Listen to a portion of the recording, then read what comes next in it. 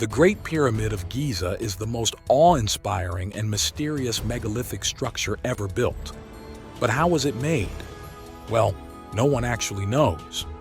Located on a rocky plateau on the west bank of the Nile River, each side of the pyramid is 230 meters long, and its original height was 146 meters, which is taller than Big Ben in London and a lot taller than the Statue of Liberty.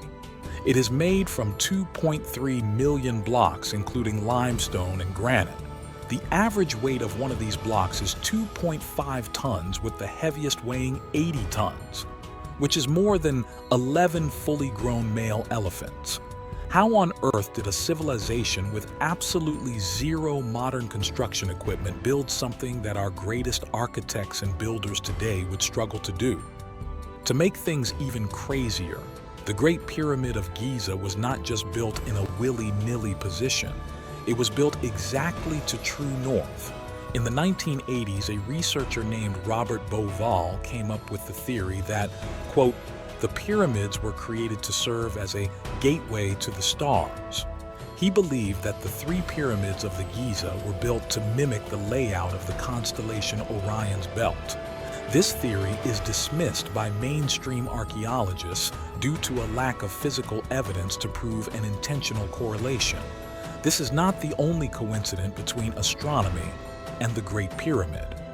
In the 1960s, a group of Egyptologists suggested that the shafts leading from the king's chamber into the pyramid's wall were star shafts, built to point toward important stars and constellations. Researchers found that one of the shafts aimed towards where the North Star would have been at the time of construction, and the other pointed toward Orion's belt. Bringing more weight to this theory is the fact that in Egyptian culture, the North Star was tied closely to the afterlife. A quote from an Egyptian text reads, "I, the king, will cross to that side on which are the imperishable stars, that I may be among them." Bear in mind that these are just theories and that there is no concrete evidence to back any of these up. Back to how insanely hard it would have been to build these bloody things.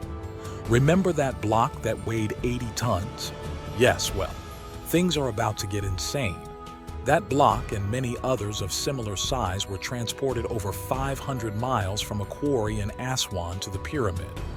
How were these blocks cut to exact measurements from solid granite and then transported the distance equivalent to going from New York to Washington, D.C., and back again without any modern machinery? Again, we just do not know. So let's say for a moment that we know exactly how these blocks were transported. We are left with another annoying little question. How were they lifted hundreds of feet in the air and placed into position? Well, there are endless theories on that. Let's start off wacky and work our way down to somewhat plausible. Theory 1. Aliens did it. I am sure you've heard this one before for any mystery that we cannot explain. It must have been the aliens. Whilst we are very quick to dismiss these ideas, let's take a moment and see if there is any compelling evidence to support this. Nope. Sorry, conspiracy theorists. I am struggling to find any. Theory 2. The sound wave theory.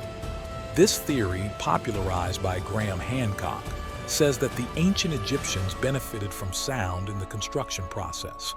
They used ultrasound to move these immense blocks and sound waves to lift them off the ground and into position.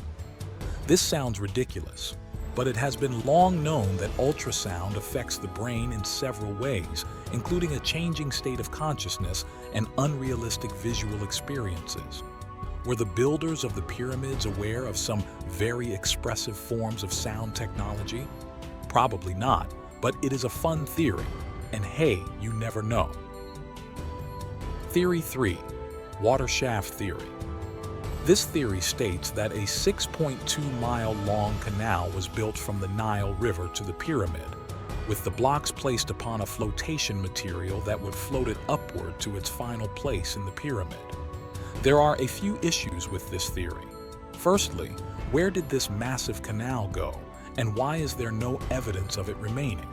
Secondly, this doesn't solve the issue of the quarry blocks from 500 miles away. Theory 4. The internal ramp theory. An architect named Jean-Pierre Houdin has been working on this theory since the 1990s. According to Houdin, the pyramid was constructed with the use of two separate spiral ramps. The first was an outer ramp ascending about 30% of the way up, and the second was an internal ramp through which the heavy stones were dragged the rest of the way to the top, with cranes and pulleys used to place them in position. Houdin's theory is commonly accepted as the most plausible explanation for how the pyramids were built. Despite Houdin's theory, no one can say for sure how the Great Pyramid of Giza was built, and the greatest architectural mystery of our species remains unsolved. Thank you for watching. Please like and subscribe for more interesting tales from history.